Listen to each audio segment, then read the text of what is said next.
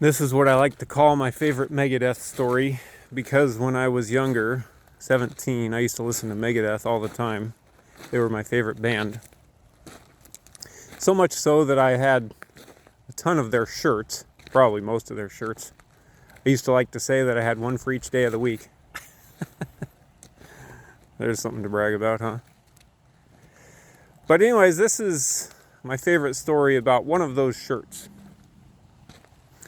Megadeth, the band, has a mascot, Vic Rattlehead. It's basically a skeleton with plates over his eyes, plugs in his ears, and bars over his mouth, which basically stands for see no evil, hear no evil, speak no evil. Because they were a band that was very against all of the injustices in society, etc., as so many of those bands were back then.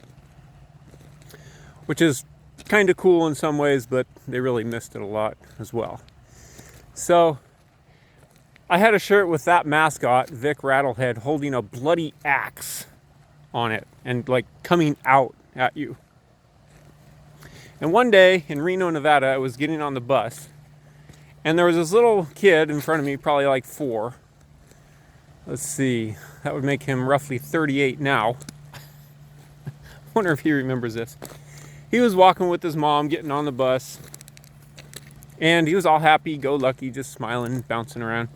And he turns around, they're right in front of me, and he turns around and he sees my shirt, and he gets this horribly scared expression on his face, and turns and like darts over to his mom and grabs her hand and like looks back at me with fear and suspicion in his eyes and this horrible expression on his face. Hit me right then.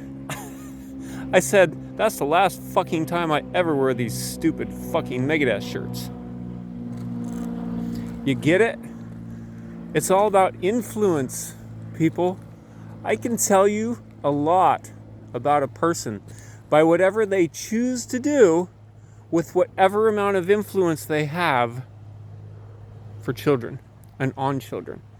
Not everybody has influence on children. Most people have some. Some people have a lot.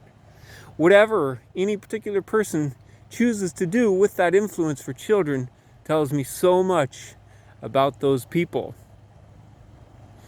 Be they a band, be they a politician, be they an individual, a parent, a teacher, a doctor, a celebrity, whatever.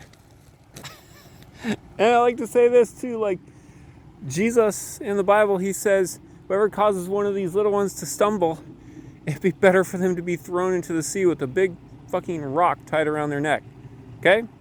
Now, I don't know anybody that's actually happened to, but I think he's making a really fucking important point. Okay? The point that, like, a child's heart and mind is the most sacred ground in the world. There's no ground as sacred as a child's spirit, heart, and mind.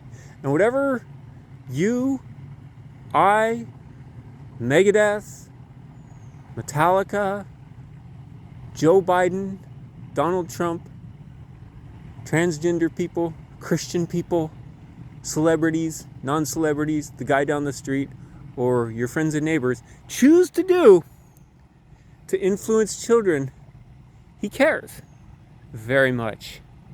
And even if he didn't, we should have enough decency to care ourselves. Thank you, and have a nice day.